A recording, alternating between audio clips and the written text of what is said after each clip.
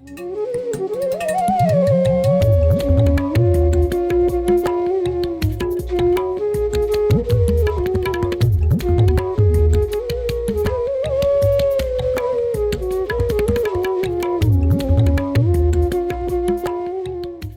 is the oral history project of Sabarmati Ashram Preservation and Memorial Trust, Ahmedabad. I am Sandhya Mehta in conversation with Dr. Usha Thakkar at Mani Bhavan Gandhi Sangrahalaya, Mumbai. Dr. Usha Thakkar is the president of Mani Bhavan Gandhi Sangrahalaya, Mumbai. She is retired professor and head of the Department of Political Science, SNDT University, Mumbai. She has been Vice President of Asiatic Society, Mumbai, and also of Banasthali Vidyapeeth, Rajasthan. Her research areas are Gandhian studies, women's studies, and Indian politics. The Asiatic Society of Mumbai has conferred an honorary fellowship on her. We will be now talking to Dr. Usha Thakkar.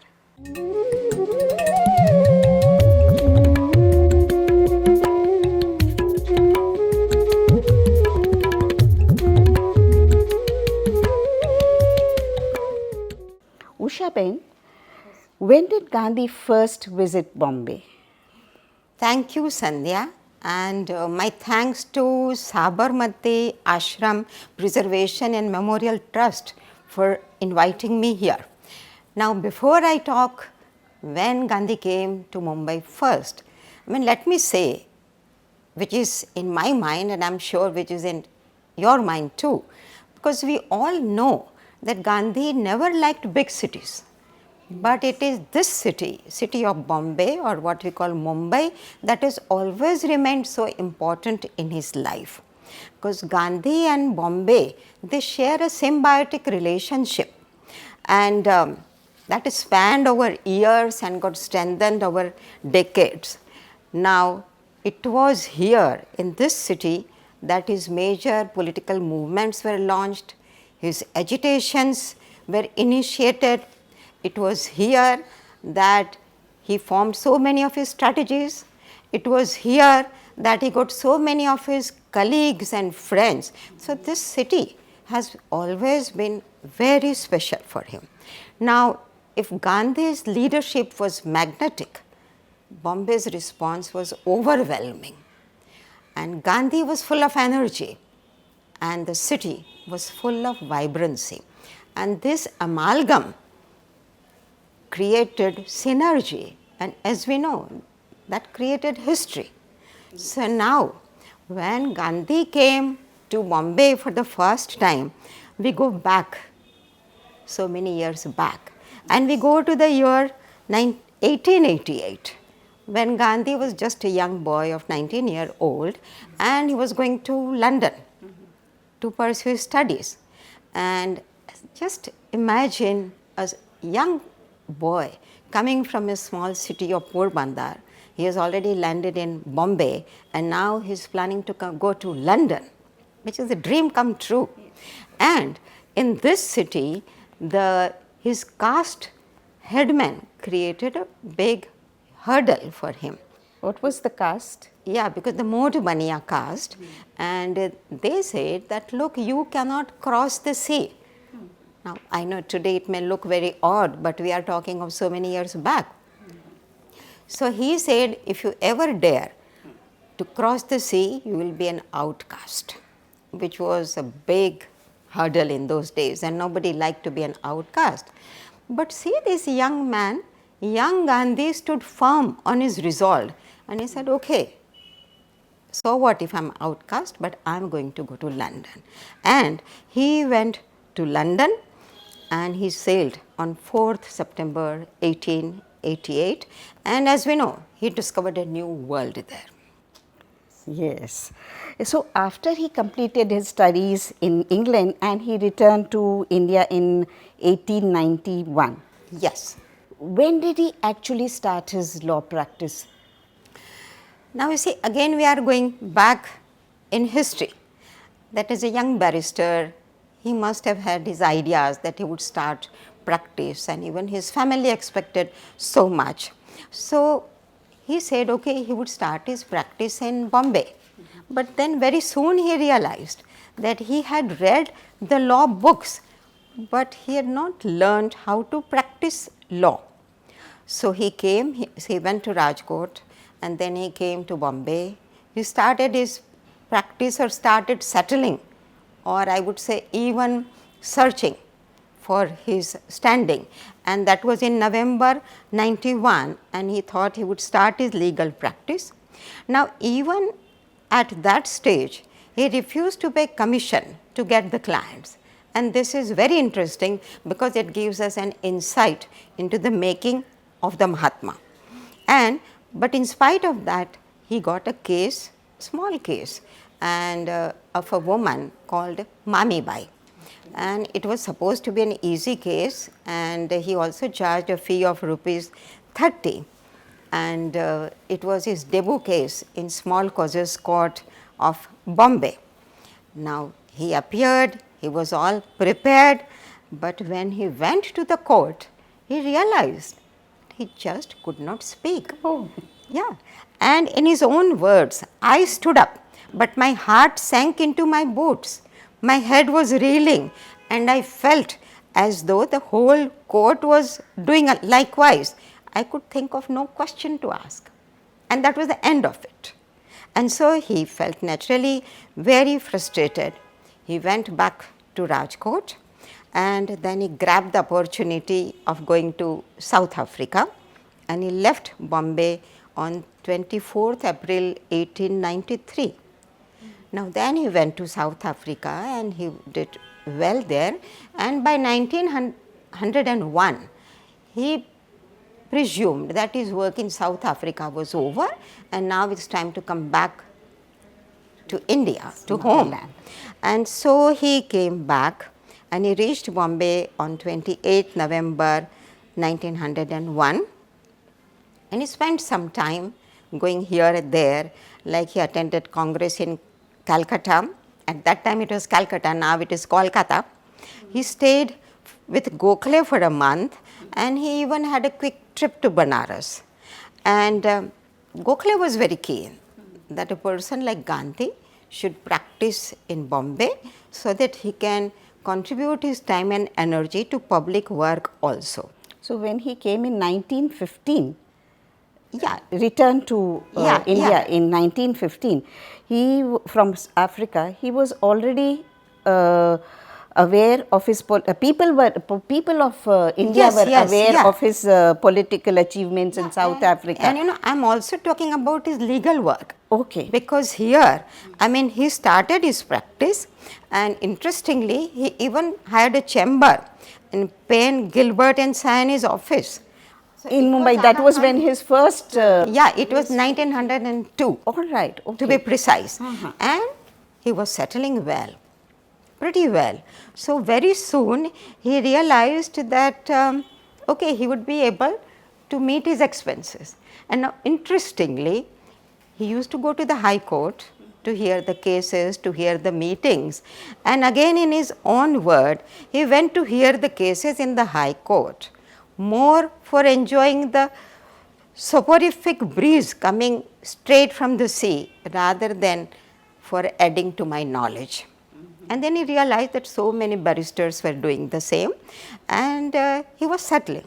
But then he had promised his colleagues in South Africa that if you need me within a year, just send a call to me and I'll come. And that's what exactly happened in November 1902, and he had to go back. And then, of course, what he did in South Africa, as we all know, he made history, literally history. He made a history there. So he returned from South Africa in 1915. Indians were already aware of his political achievements in South Africa. So what kind of a reception he got when he returned from South Africa and he landed in the shores of Bombay? Yeah, I think you have raised a very interesting question that, visually how he must have looked, because when he left India, he was in Western attire. But when he returned, he wore a dhoti, coat, turban, very Indian. And he himself has written that I was filled with joy when nearing Bombay, I sighted the coast. How Now, very- as you said, by that time he was already a well-known person in India. So the elite of Bombay were ready to receive him, and they received him many people, including J.B. Petit, Narottam Morarji, B.G. Hornimal, and Reva Shankar Jhaveri. And there was a big crowd to welcome him on his way. And but he remembered Gokhale's advice that he has to observe India as an observer and as a student. So as soon as Gandhi came, 9th January 1915, there were many receptions and meetings lined up for him. And just to name a few, there was one in Fort, there was one in Ghatkopar, where he was given an address enclosed in a silver casket, and that naturally made him uncomfortable. And there was also one in Hirabag, where Tilak was present. But I would like to point out two receptions which I find very interesting. And one was at the residence of J.B. Petit at Pedder Road on 12th January.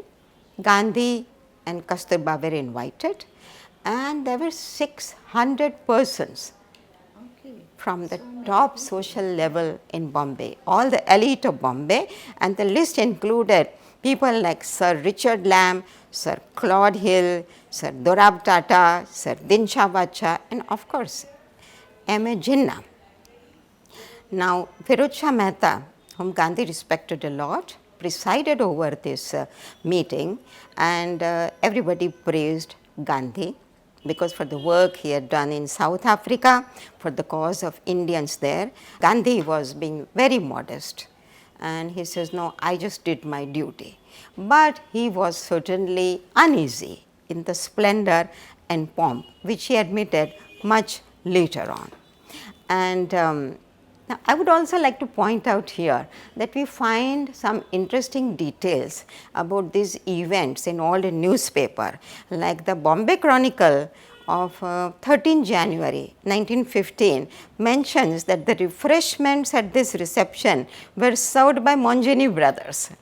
Monjini is still there. Yeah. So it's right very now, much right? like Yes, in our times that arrangements were made for refreshments, for food and all these things. The elite of Bombay had attended the party. Yes. Now there is another function which is equally noteworthy and which was hosted on 14th January, and it was organized by Gurjar Sabha in honor of Gandhi and Kasturba at Mangaldas House, Girgaon.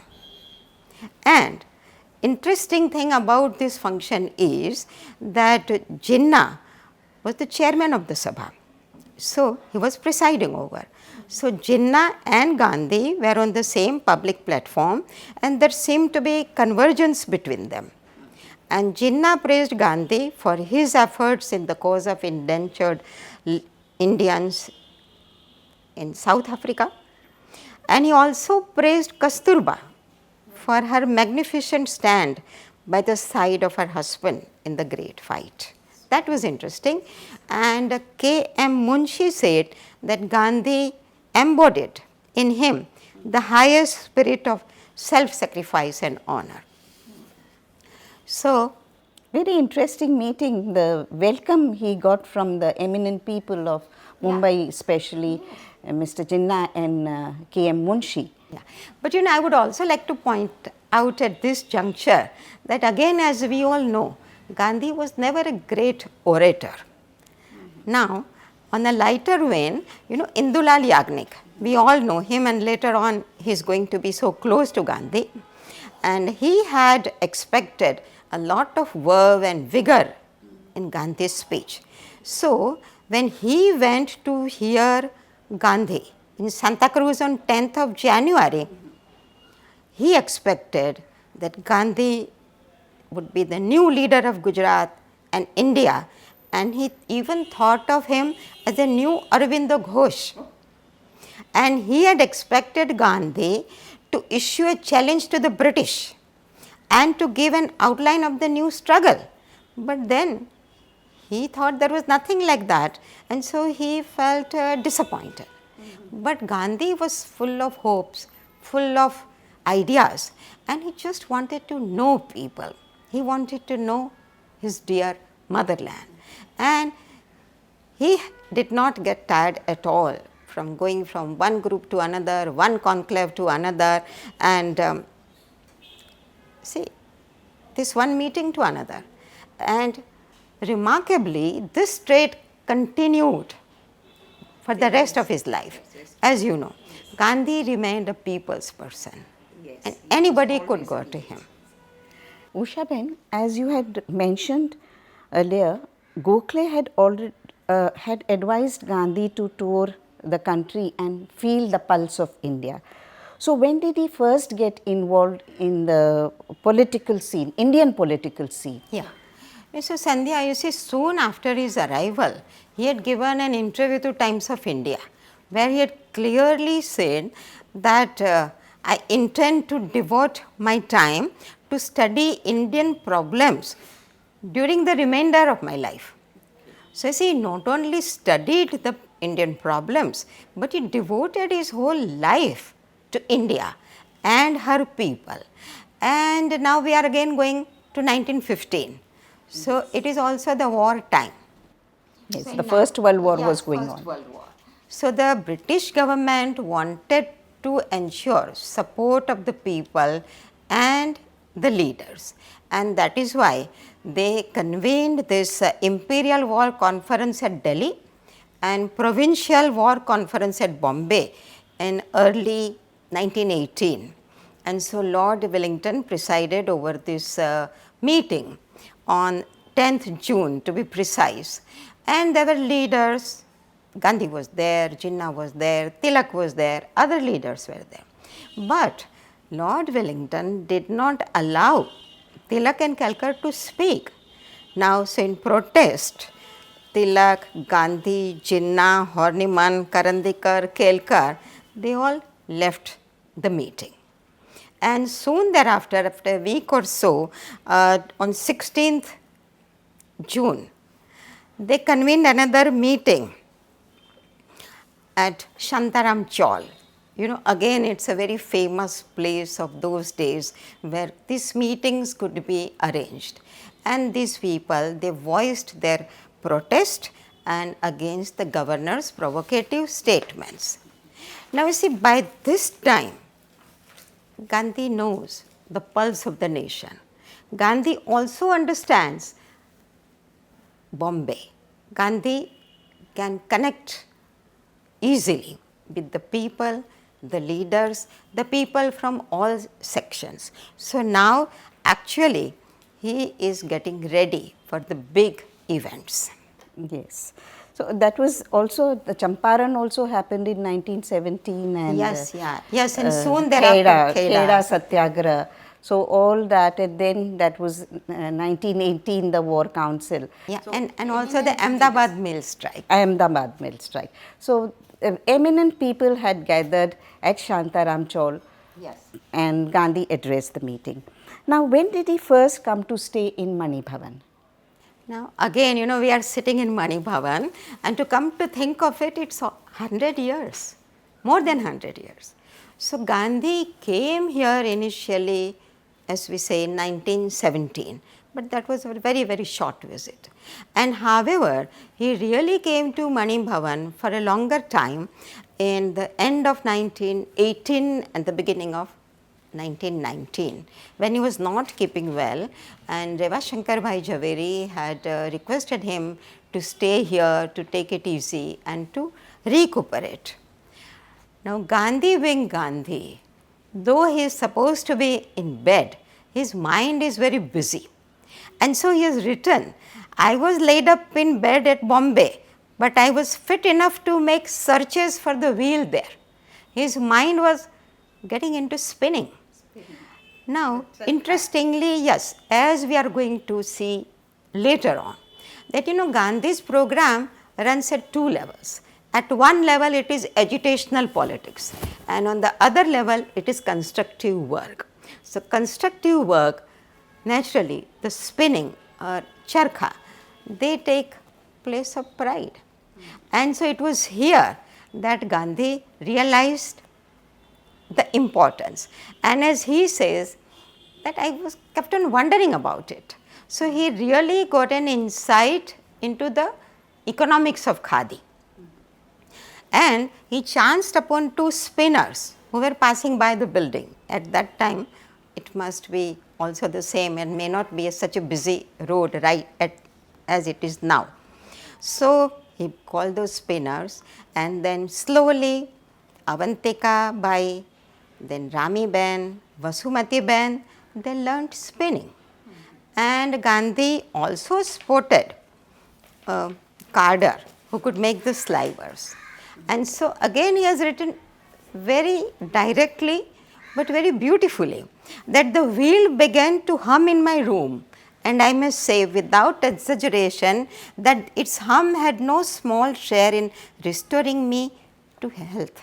Very nice, very nicely. Yeah, so it was here he learned spinning, he understood the importance of khadi, and he really now is getting his hands on that. Sometime later also he mentions the first charkha classes were started in Mani Bhavan. That's right, that's right. Now you see, he was also operated for piles on 20th January 1919, and as you know, Gandhi had decided that he is not going to take cow's milk or buffalo's milk because of the pain it causes to the animals when they are milked.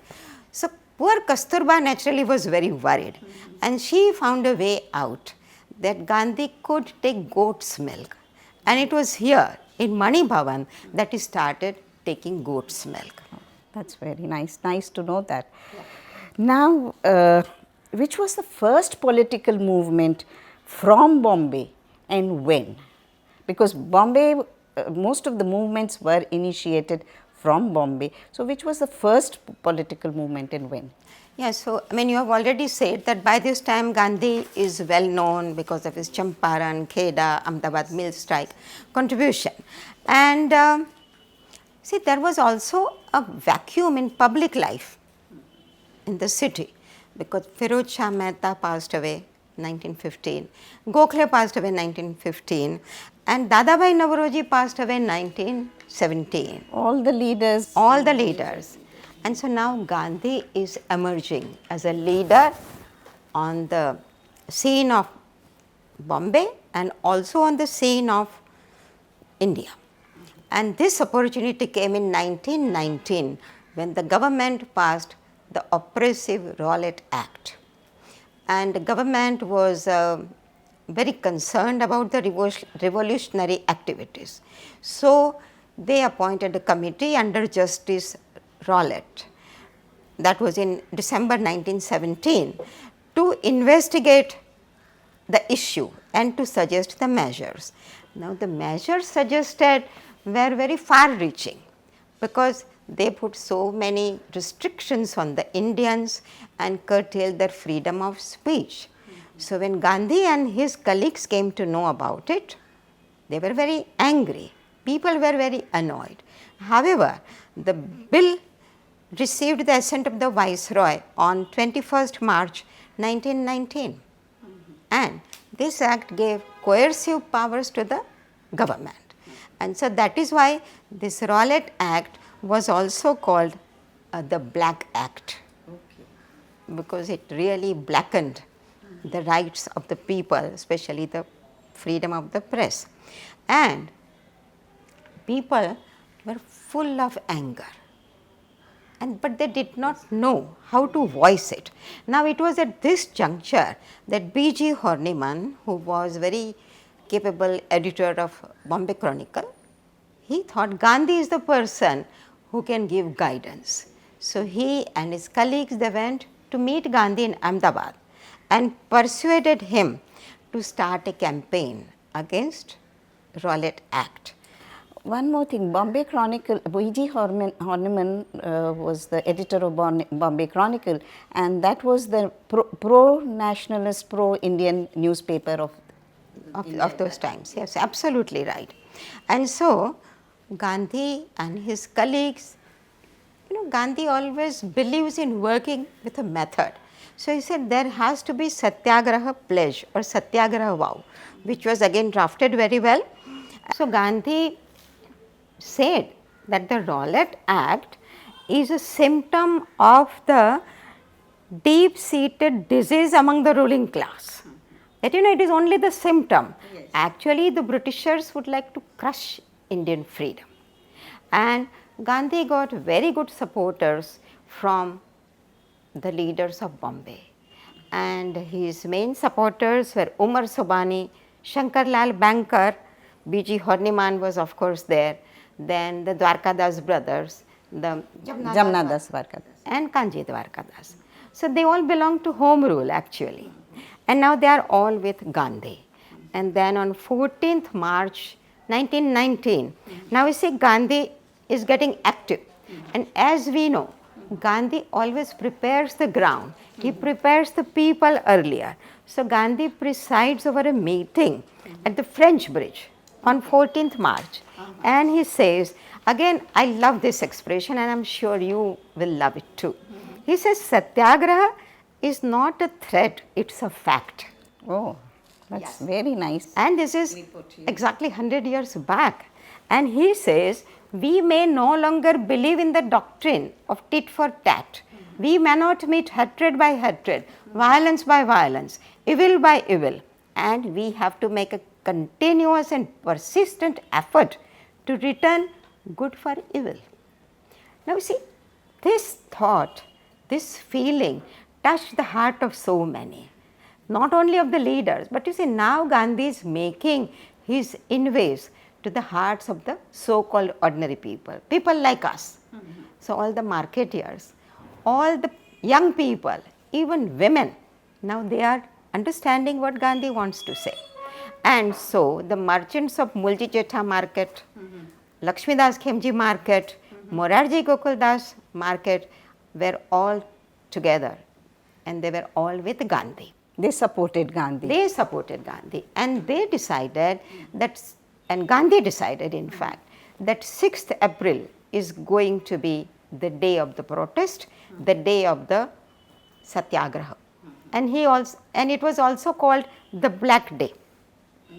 Now that was a momentous day for Bombay. This is the time, this is the day when Gandhi really captures attention of India, not only of Bombay. And you know, we get vivid description, and again Bombay Chronicle comes to our help.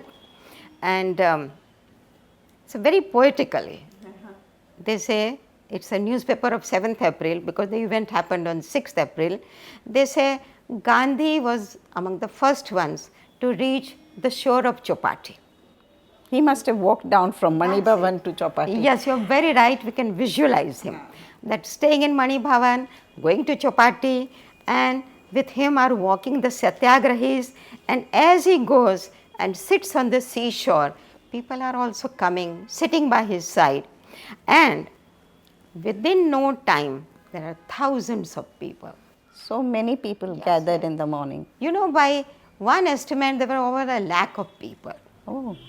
But, and again, Gandhi speaks from his heart in very determined words that no country has ever risen, no nation has ever been made without sacrifice, and we are trying to experiment of building up ourselves by self-sacrifice without resorting to violence in any shape or form. Now you see, this is a completely different language of politics, where he is asking people of rebuilding not by violence, not by force, by sacrifice, self-sacrifice. So people are getting attracted to him, this new language, this innovative strategy. So now just try to visualize by noon, there are so many people on Chowpatty beach. Yes, and it was a peaceful protest. Peaceful protest. And you see, another interesting thing which we have often talked about, that Gandhi has this remarkable ability to convert open public places into places of political meetings. Chowpatty becomes place for his political meeting. And from there, they go to Madhav Bagh. And again, the description says that from the seashore to Madhav Bagh, it was a solid mass of humanity. And just imagine the straight road going towards Madhav Bagh from Chowpatty. And then there is a meeting at Madhav Bagh, and then They go further for another meeting, and that was at Grand Road in an open space in front of a mosque. And Gandhi also addressed a women's meeting. Now you see, this is also very In one day he is addressing. yes, in one day. And his day is still not over. So Gandhi is also supported and assisted by person like Sarojini Naidu. And as you know, Gandhi is always keen to maintain the freedom of press. He would do everything to protect the freedom of press. So because the government had put restrictions on so many publications, some of his own, he decided to sell them. Okay. Yes. Prescribed literature. For prescribed literature. And so he got some of the copies printed, and the material selected by him for distribution were 3 of his own writings. One is, Hind Swaraj. Second is little book on Sarvodaya, which is a Gujarati paraphrase of Ruskin's Unto the Last.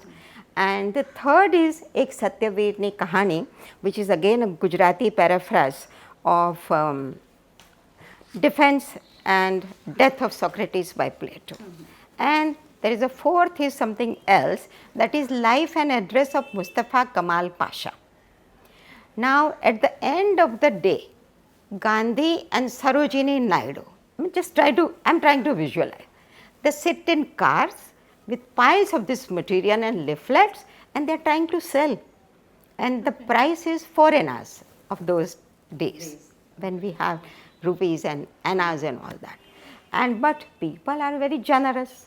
So they are giving 5 rupees, 10 rupees. More than the value. Yes, much, because it is their contribution to Gandhi's cause, which is the people's cause, which is the cause of the civil disobedience. And they were standing on the streets of Mumbai, near Opera House and Girgam. Right. They must be standing in all these places.